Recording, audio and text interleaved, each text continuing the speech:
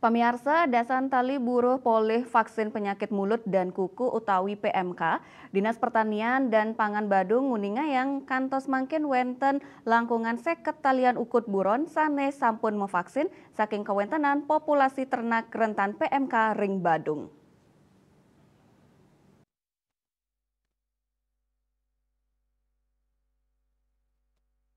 Kepala Dinas Pertanian dan Pangan Badung Wayan Wijana mosang program vaksinasi PMK kantos mangkin sayan raja kelaksana yang ingin. Ring vaksinasi ka pertama sampun memargi 100%. Rite pengan mangkin vaksin kaping kalih PMK. Kantun kemargiang tur tambis dinas vaksin booster inucap mastikayang.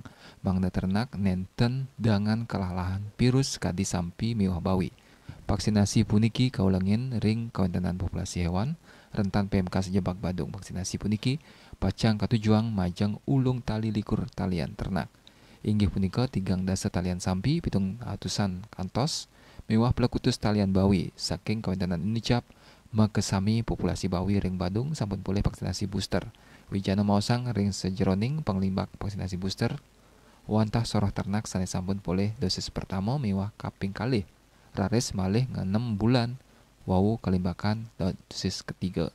Dan punika paketan tane taler masangin irteg maka Cina ternak sampun mau vaksin. Bali pos kuningayang.